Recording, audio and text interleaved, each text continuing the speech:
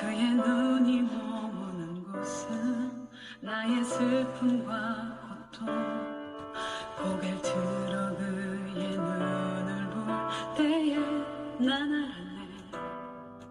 예수 나의 좋은 치료자.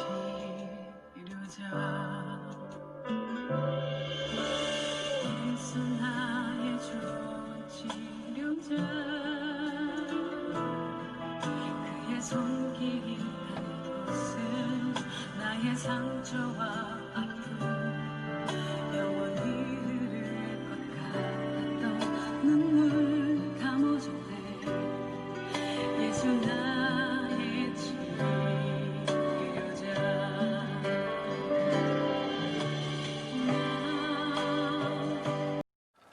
사랑하는 형제 자매 여러분, 오늘은 2021년 1월 5일 화요일입니다.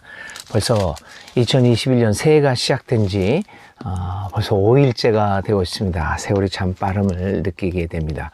오늘 아침도 이 추운 날씨에도 불구하고 우리 사무엘상을 통하여 우리에게 주시는 하나님의 음성을 듣고자 합니다.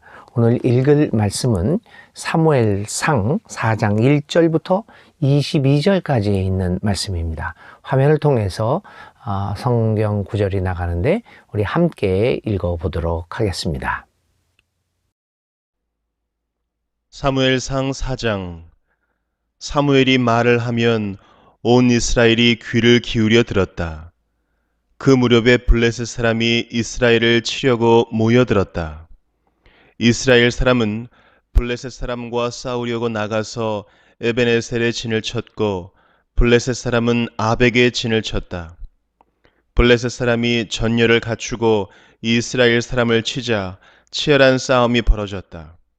이스라엘은 이 싸움에서 블레셋에게 졌고 그 벌판에서 죽은 이스라엘 사람은 4,000명쯤 되었다. 이스라엘의 패잔병들이 진으로 돌아왔을 때에 장로들이 말하였다. 주님께서 오늘 우리가 블레셋 사람에게 지도록 하신 까닭이 무엇이겠느냐? 실로에 가서 주님의 언약궤를 우리에게로 모셔다가 우리 한가운데에 있게 하여 우리를 원수의 손에서 구하여 주시도록 하자. 그래서 이스라엘 백성이 실로로 사람들을 보냈다. 그들이 거기 그룹들 사이에 앉아 계시는 만군의 주님의 언약궤를 메고 왔다. 하나님의 언약궤를 가져올 때에 엘리의 두 아들 홈니와 비느하스도 함께 왔다. 주님의 언약궤가 진으로 들어올 때에 모든 이스라엘 백성이 땅이 진동할 정도로 크게 환호성을 올렸다. 블레셋 사람이 그 환호하는 소리를 듣고 저 히브리 사람의 진에서 저렇게 환호하는 소리가 들리는 까닭이 무엇이냐 하고 묻다가 주님의 궤가 진에 들어갔기 때문이라는 것을 알았다. 블레셋 사람이 두려워하면서 말하였다. 이스라엘 진에 그들의 신이 들어갔다. 그래서 그들은 외쳤다. 이제 우리에게 화가 미쳤다. 일찍이 이런 일이 없었다. 우리에게 화가 미쳤는데 누가 저 강력한 신의 손에서 우리를 건질 수가 있겠느냐? 그 신들은 광야에서 온갖 재앙으로 이집트 사람을 쳐서 죽게 한 신들이다. 블레셋 사람들아, 대장부답게 힘을 내어라. 그렇지 않으면 히브리 사람이 우리의 종이 되었던 것처럼 우리가 그들의 종이 될 것이다. 너희는 대장부답게 나가서 싸워라. 그런 다음에 블레셋 사람이 전투에 임하니 이스라엘이 져서 제각기 자기 장막으로 달아났다. 이스라엘은 이때에 아주 크게 져서 보병 3만 명이 죽었다. 하나님의 궤를 빼앗겼고 엘리의 두 아들 홈니와 비느하스도 이때 전사하였다. 어떤 베냐민 사람이 싸움터에서 빠져나와 그날로 실로에 이르렀는데 슬픈 나머지 옷을 찢고 머리에는 티끌을 뒤집어 쓰고 있었다. 그 사람이 왔을 때에 엘리는 길가 의자에 앉아서 길을 내다보면서 마음속으로 하나님의 궤를 걱정하고 있었다. 그 사람이 성읍에 이르러서 소식을 전하니 온 성읍이 두려워하며 슬피 울부짖었다. 엘리가 그 울부짖는 소리를 듣고 물었다. 저 소리가 무슨 소리냐? 그 사람이 급히 달려와서 엘리에게 소식을 전하였다. 그 무렵 엘리는 98살 된 노인으로서 눈이 어두워져서 앞을 거의 볼 수 없었다. 그 사람이 엘리에게 말하였다. 저는 전쟁터에서 도망쳐 나온 사람입니다. 전쟁터에서 오늘 도망쳐 오는 길입니다. 엘리가 물었다. 젊은이, 무슨 일이 일어났소? 소식을 전하는 그 사람이 대답하였다. 이스라엘 백성은 블레셋 사람 앞에서 도망쳤고 백성 가운데는 죽은 사람이 매우 많습니다. 제사장님의 두 아들 홈니와 비느하스도 전사하였고 하나님의 교회는 빼앗겼습니다. 그가 하나님의 교회에 대한 소식을 전할 때에 엘리는 앉아있던 의자에서 뒤로 넘어져 문 곁으로 쓰러져서 목이 부러져 죽었다. 늙은 데다가 몸까지 무거웠기 때문이다. 그는 40해 동안 이스라엘의 사사로 있었다. 그때에 엘리의 며느리인 비느하스의 아내는 임신 중이었으며 출산할 때가 가까웠는데 하나님의 교회를 빼앗겼고 자기의 시아버지와 남편도 죽었다는 소식을 듣자 갑자기 진통이 일어나 구부리고 앉은 채 몸을 풀었다. 그러다가 그는 거의 죽게 되었다. 그때 곁에 서 있던 여인들이 아들을 낳았으니 걱정하지 말아요 하고 말해 주었다.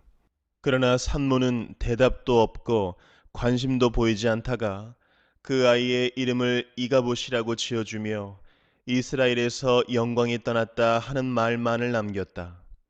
하나님의 괴를 빼앗긴 데다가 시아버지도 죽고 남편도 죽었기 때문이었다. 거기에다가 하나님의 괴까지 빼앗겼기 때문에 이스라엘에서 영광이 떠났다고 말했던 것이다. 교회 여러분 안녕하셨습니까? 오늘은 아까도 말씀드린 것처럼 2021년 1월 5일 화요일입니다. 방금 읽은 사무엘상 4장의 말씀을 통하여 오늘 하나님 우리에게 주시는 오늘의 메시지, 2021년을 살아가고 있는 우리들에게 주는 메시지를 한번 들어보겠습니다. 사무엘 4장은 이집트를 탈출하여 새로운 민족 공동체로 출발했던 이스라엘이 당한 전쟁 패배를 기록하고 있습니다. 사실 이스라엘은 오랜 세월 동안 이 정복전쟁을 치러왔습니다. 그래서 무수한 전쟁을 치러왔습니다. 그래서 전쟁에서 승리하기도 하고 패배하기도 하였습니다. 그런데 오늘 사무엘상 4장에 기록되어 있는 블레셋과의 전쟁 패배는 아주 비참한 것입니다. 어쩌면 이 역사에서 지워버리고 싶을 만한 그러한 부끄러운 전쟁 패배였습니다. 이스라엘 사람들이 이 전쟁에서는 그들이 가장 자랑하던 하나님의 임재가 우리와 함께 하고 있다라고 하는 것을 상징적으로 보여주는 법궤가 탈취당하는, 법궤까지 빼앗기는 수모를 겪은 전쟁 패배였습니다. 어떻게 해서 이런 일들이 발생하게 되는 것일까요? 만군의 하나님, 전쟁에 능하신 하나님을 모시고 있다라고 하는 이스라엘에게 이러한 일들이 어떻게 해서 발생하게 되었는가라고 하는 것은 오늘 우리들에게 많은 것들을 시사해 주고 있습니다. 자, 이렇게 전쟁 패배 기록을 갖고 있는 사무엘상 4장을 자세히 들여다보기로 하겠습니다. 사무엘상 4장은 무엇보다도 4장 1절에 이런 기록으로 시작을 하고 있습니다. 사무엘이 말을 하는데 모든 백성들이 그 사무엘의 말에 귀를 기울였다라고 하고 있습니다. 아주 중요한 이야기입니다. 온 이스라엘이 사무엘이 하는 말에 귀를 기울였다라고 합니다. 이 사실은 굉장히 중요한 의미를 우리에게 주고 있습니다. 왜냐하면 당시 엘리 대제사장으로 대변되는 종교, 어떻게 생각해보면 옛 종교죠. 이제 몰락되어가는 그 종교. 당시 부패한 종교 권력과 제도에 대하여 사람들은 그들이 하는 말에 귀를 기울이지 않았습니다. 그런데 사무엘의 말에는 귀를 기울였다는 사실에 우리는 주목하지 않을 수 없습니다. 그 전에 우리는 사무엘상 1장, 2장 여기를 통해서 하나님의 말씀이 들려지지 않았다라고 하는 기록을 우리가 본 적이 있었죠. 하나님이 모습을 보여지지 않고 그리고 하나님이 주시는 환상도 사라져버린 시대를 살아가고 있었습니다. 그런데도 하나님이 그 모습을 보이지 않고 하나님이 주신 환상도 비전도 없었음에도 불구하고 당시의 종교는 여전히 말을 했습니다. 하나님의 말씀을 주지도 않는데 말씀을 전했다는 겁니다. 결과는 백성들이 전혀 거기에 귀를 기울이지 않았다는 것입니다. 그런데 오늘 사무엘이 나타나서 사무엘도 다른 제사장들과 마찬가지로 말을 전합니다. 그런데 여기에는 다른 결과가 나타납니다. 사람들이 사무엘이 하는 말에는 귀를 기울였다라고 하는 것입니다. 순수한 마음으로 그리고 참신하게 하나님의 말씀을 전하는 사무엘의 말에 귀를 기울이기 시작합니다. 사무엘은 하나님의 말씀을 그대로 전함으로써 이제 앞으로 이스라엘의 앞날을 새롭게 열어갈 지도자로 등장하기 시작합니다. 여러분, 이러한 구절들을 보면서 오늘의 교회의 모습을 한번 살펴봅니다. 과연 오늘 우리 교회에 하나님의 말씀이 들려지고 있습니까? 오늘 우리들은 하나님의 말씀을 듣고 있는 겁니까? 하나님이 보여주시는 비전을 우리는 보고 있는 것입니까? 참 의문을 갖지 않을 수 없습니다. 그런데도 불구하고 우리 교회들은, 우리 목사들은 정말 많은 말을 쏟아놓고 있습니다. 문제는 사무엘 시대와 마찬가지로 사람들이 우리가 쏟아내는 말에 귀를 기울이지 않고 있다라고 하는 현상입니다. 정말 그런데 이렇게 우리들이 하는 말, 교회가 하는 말, 거기에 귀를 기울이지 않는 사람들, 그 사람들로 하여금 우리가 하는 말에 귀를 기울이게 할 수 있는 방법은 없을까?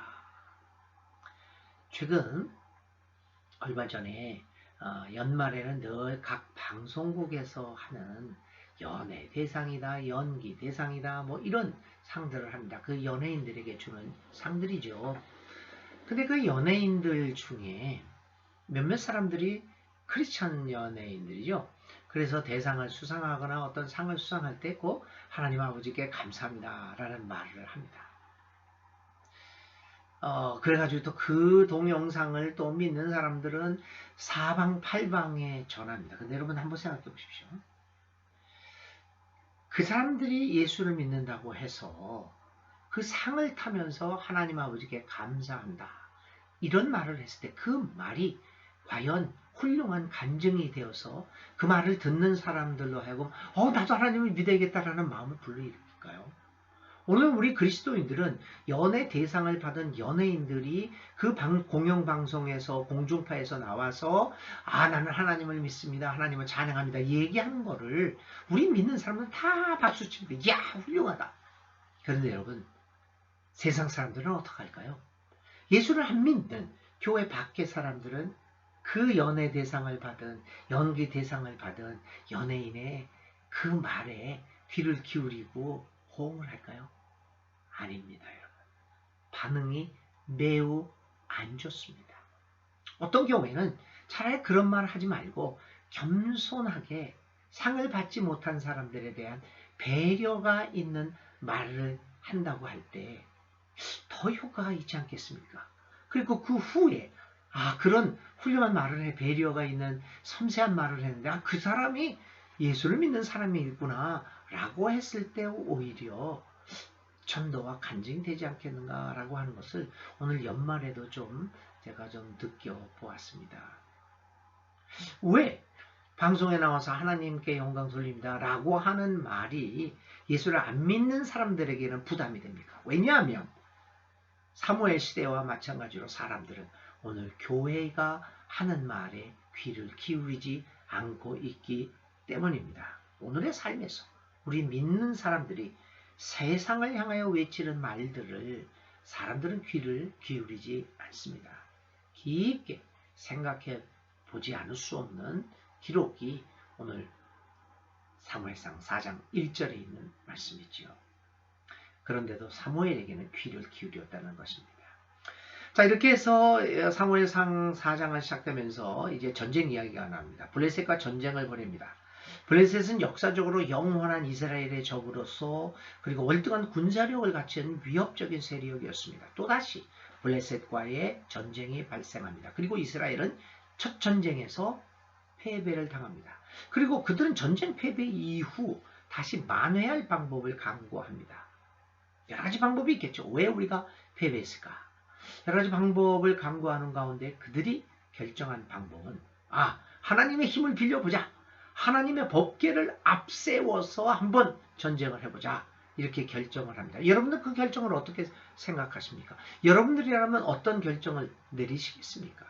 하나님의 도우심을 받아서 하나님으로 하여금 이 전쟁을 하시고 우리에게 승리를 베풀어 주게 하자라고 하는 방법을 택했을지도 모릅니다. 그것이 믿는 사람들이 대부분 하는 이야기가 아니겠습니까? 그래서 3절에 그들은 이렇게 얘기합니다. 실로에 가서 주님의 언약궤를 우리에게로 모셔다가 우리 한가운데 있게 하여 우리를 원수의 손에서 구하여 주시도록 하자. 그들은 여러분 전쟁 패배의 원인에 대하여 깊이 회개하지 않습니다. 그저 하나님의 법궤를 가지고 오면 하나님이 이스라엘에게 승리를 안겨주지 않을 수 없다고 믿고 있는 것입니다. 이것이 바로 종교의 타락상을 그대로 보여주고 있는 모습입니다. 이것을 신학적인 용어로 이야기한다면 종교의 도구화다, 믿음의 도구화다라고 말할 수 있을 것입니다. 또 다른 측면에서 믿음의 마법화, 종교의 마법화라고 말씀드릴 수 있습니다. 믿음의 도구와 믿음의 마법화는 무엇입니까? 그것은 믿음을 도구로 해서 자신의 뜻을 이루어 보겠다라고 하는 것입니다. 이런 경우 믿음의 형태는 마법적인 힘을 갖게 됩니다. 특정한 종교 행위를 함으로써 그것으로 인하여 기적이 발생할 수 있는 마법적인 힘을 그 종교에 부여하는 것입니다. 이것은 종교의 타락한 모습 중에서도 가장 위험한 모습이 아닐 수 없습니다. 그러니까 일정한 종교적 행위를 하면 그 종교적 행위에 따라서 신은 어쩔 수 없이 나에게 기적을 베풀어 주어야만 한다라고 하는 그러한 생각입니다. 40일 기도를 하기도 합니다. 그 기도를 하면 반드시 기적이 일어날 것이라고 생각하고 또 그렇게 믿고 행동하는 것이죠. 40일 기도도 할 수 있습니다. 그것이 하나님과의 나의 관계를 깊이 하고 또 그것을 통해서 나의 삶을 성찰할 수 있는 그런 방법으로서 영성훈련의 한 방법으로서 40일 기도, 금식기도도 할 수 있고요. 초야기도도 할 수 있습니다. 그런 것들을 할 수는 있습니다. 또 해야만 합니다.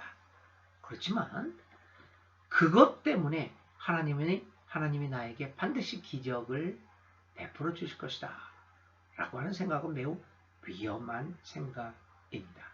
오늘 이스라엘이 한 일이 바로 그런 것이죠. 자신의 삶은 전혀 성찰하지 않고 왜 전쟁에 패배했느냐는 생각하지 않고 이 법궤만 가져오면 이 법궤로 인해서 나에게 하나님은 승리를 줄 것이다 라고 하는 생각입니다.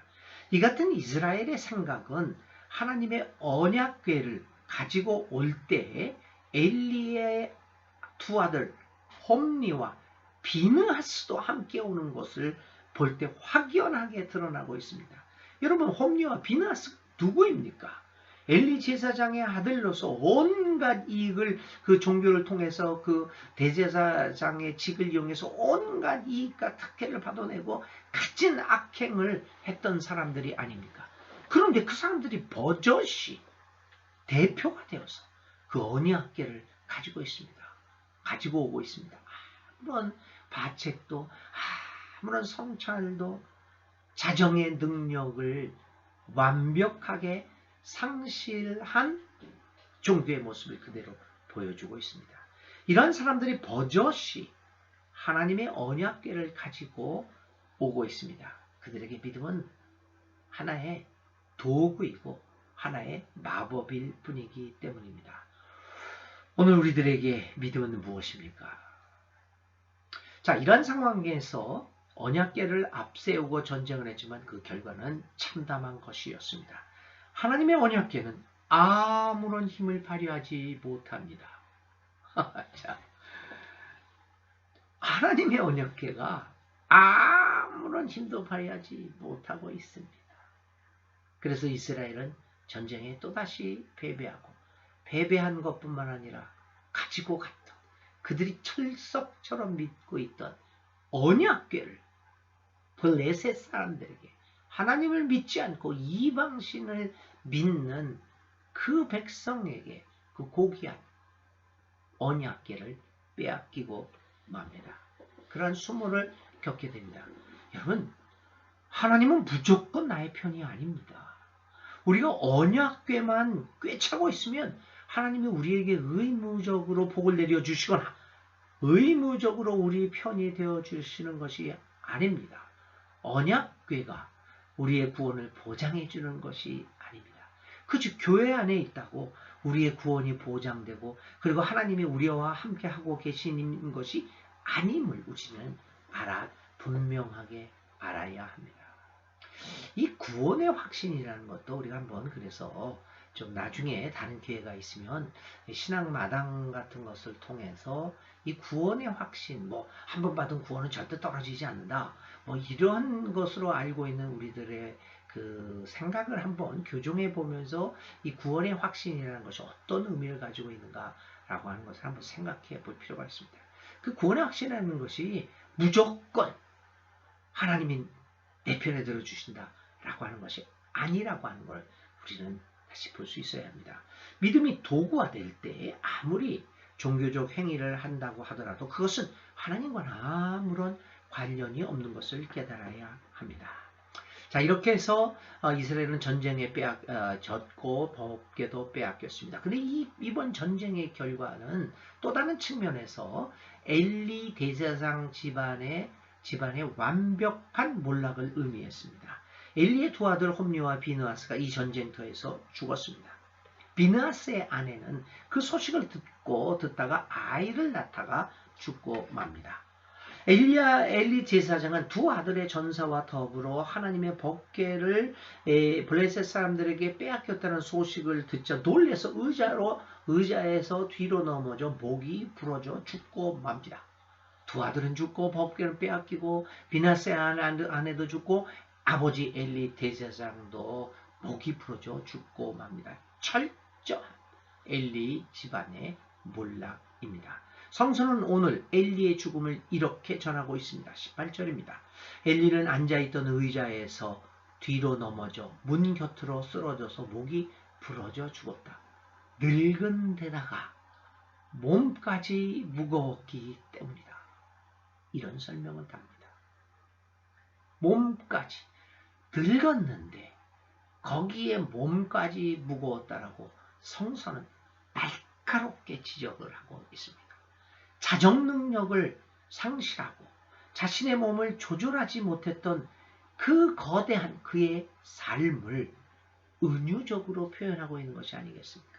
스스로를 조절할 능력을 상실할, 자정 능력을 상실한 무거운 몸을 갖고 있던 엘리는 늙어서 판단력까지 상실한 데다가 자정 능력까지도 상실한 무거운 몸으로 어찌 살아갈 수 있었겠습니까?